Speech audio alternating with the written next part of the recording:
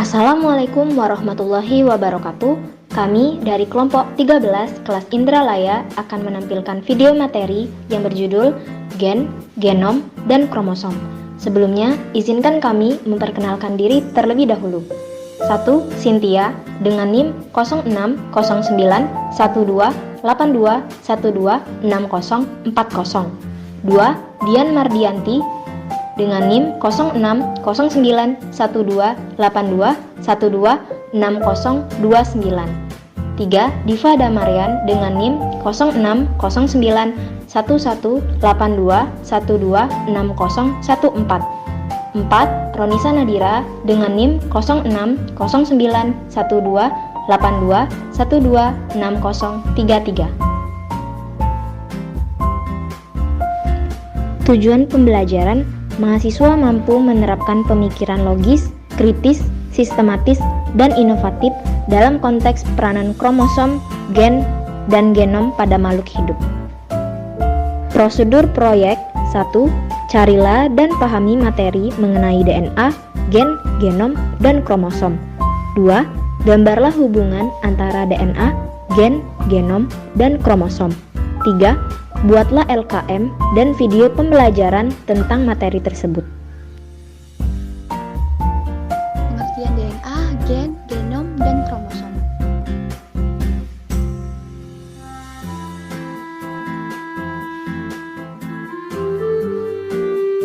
DNA. Berbagai penelitian mengungkapkan bahwa DNA adalah pembawa sebagian besar atau seluruh sifat-sifat genetik di dalam kromosom. DNA terdapat di dalam nukleus dan bersama senyawa protein membentuk nukleoprotein. Selain di dalam nukleus, molekul DNA juga terdapat dalam mitokondria, plastid, dan sentriol. DNA memiliki beberapa fungsi, diantaranya membawa informasi genetik, membentuk RNA, dan mengontrol aktivitas sel baik secara langsung maupun tidak langsung. DNA juga berperan penting dalam proses sintesis protein.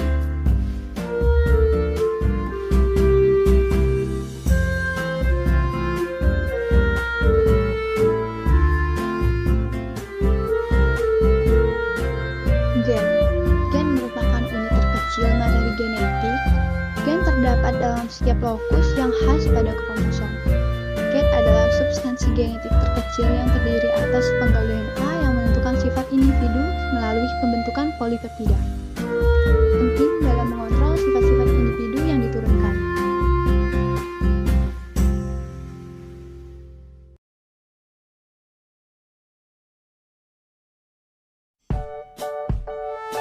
Genom. Genom adalah satu set DNA komplit dari suatu organisme. Gen termasuk di dalamnya. Genom mengandung semua informasi yang diperlukan untuk membentuk dan menjalankan fungsi organisme. Ukuran genom merupakan jumlah total DNA yang terkandung dalam suatu salinan lengkap genom. Secara fisik, genom dapat dibagi menjadi molekul-molekul asam nukleat yang berbeda, seperti sebagai kromosom atau plasmid. Sementara secara fungsi, genom dapat terbagi menjadi gen-gen. Istilah genom diperkenalkan oleh Hans Winkler dari Universitas Hamburg, Jerman pada tahun 1920. Mungkin sebagai gabungan dari kata gen dan kromosom atau dimaksudkan untuk menyatakan kumpulan gen.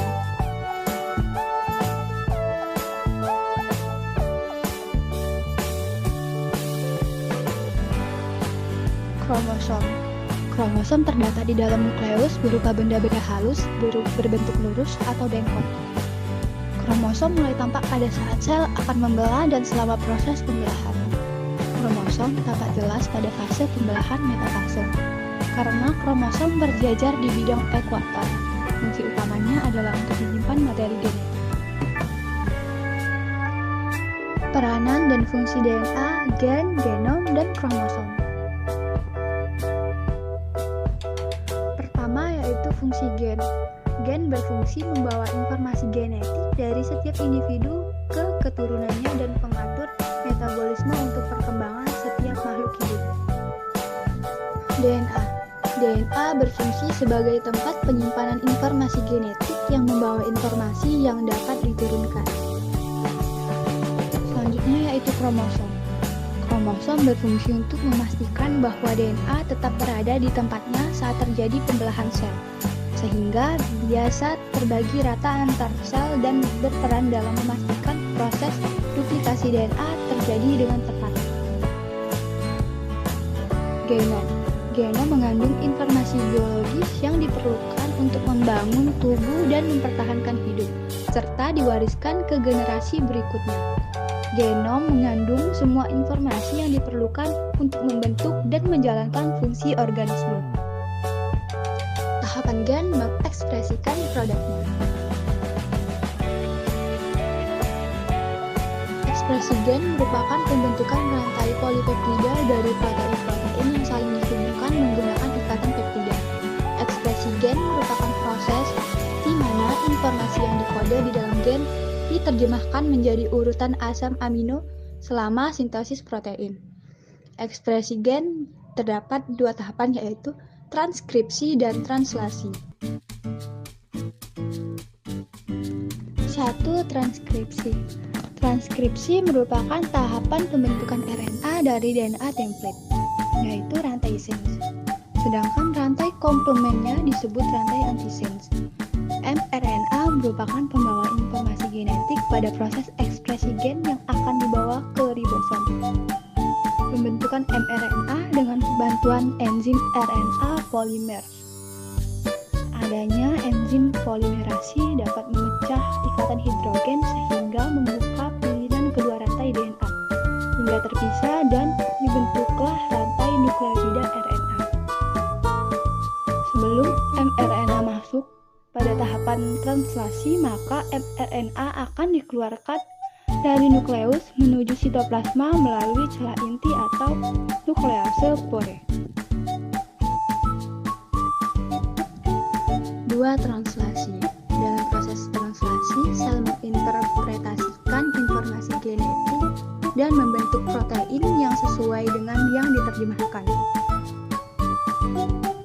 mRNA setelah dikeluarkan dari inti sel, maka setelah berada di sitoplasma, subunit kecil ribosom akan mengikat mRNA.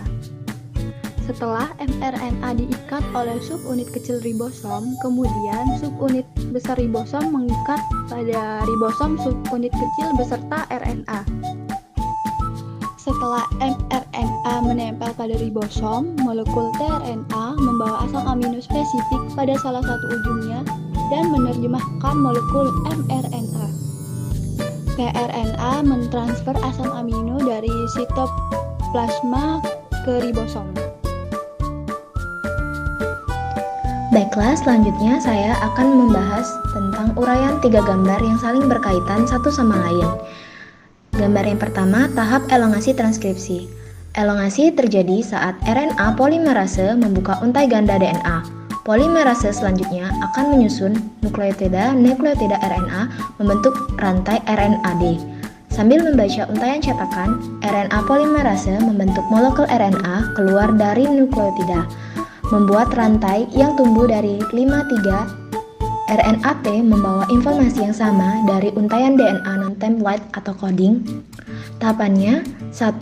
Salah satu utas DNA pada sebuah gen akan berperan sebagai cetakan untuk menyusun nukleotida RNA. Utas ini disebut utas pencetak atau template. 2. Nukleotida RNA kemudian akan disusun membentuk rantai RNAD berdasarkan urutan basa nitrogen pada DNA pencetak. Utas RNAD yang dihasilkan nantinya memiliki urutan basa nitrogen yang merupakan komplement dari urutan basa nitrogen pada DNA pencetak. 3. Misal pada gambar tersebut template DNA-nya memiliki basa nitrogen adenin, maka RNA nukleotida yang terbentuk atau tercetak adalah basa nitrogen urasil. Gambar yang kedua yaitu tahap elongasi translasi. 1. Ribosom unit besar memiliki 3 ruangan yang disebut situs E, T, dan A. 2. Selama elongasi, ribosom membaca kodon-kodon yang berada pada situs A, asam amino yang dikode oleh kodon pada situs A akan dibawa oleh RNAT yang memiliki antikodon yang sesuai. 3. Apabila kodon berikutnya adalah UUU, maka fenilanin akan dibawa oleh RNAT yang memiliki kodon AAA. RNA T tersebut kemudian memasuki situs A. 4. Pada tahap berikutnya, asam amino yang berada pada situs P akan terputus dari RNA T-nya, lalu berikatan dengan asam amino yang berada pada situs A. 5. Ketika ribosom bergeser, RNA T yang tidak membawa asam amino akan berpindah ke situs E, kemudian akan keluar dari kompleks translasi. 6. RNA T yang mengikat asam amino berpindah dari situs A ke situs P, sehingga situs A menjadi kosong. Maka, RNA T yang selanjutnya dapat masuk membawa asam amino yang sesuai dengan kodon pada situs A. Demikian seterusnya sampai proses ini membentuk atau menghasilkan rantai asam amino. Gambar ketiga yaitu tahap terminasi translasi. 1. Tahap terminasi terjadi apabila ribosom mencapai stop codon AUG, UAA, dan UGA. Faktor pelepas akan berikatan pada stop codon di situs A, memicu polipeptida di situs P terlepas dan kompleks translasi terurai. 2. Demikian proses translasi selesai. Polipeptida yang dihasilkan dari transkripsi dan translasi ini kemudian akan diproses menjadi sebuah protein tertentu.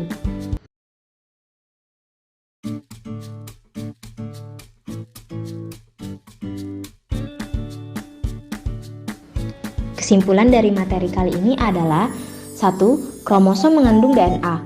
Total keseluruhan informasi genetik yang disimpan di dalam kromosom disebut genom. Genom DNA tersusun atas gen-gen.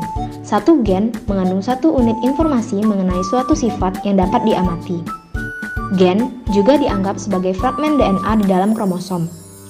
2. Ekspresi dari informasi yang disimpan di dalam bahan genetik merupakan suatu proses yang rumit atau kompleks yang berdasarkan pada konsep aliran informasi di dalam sel.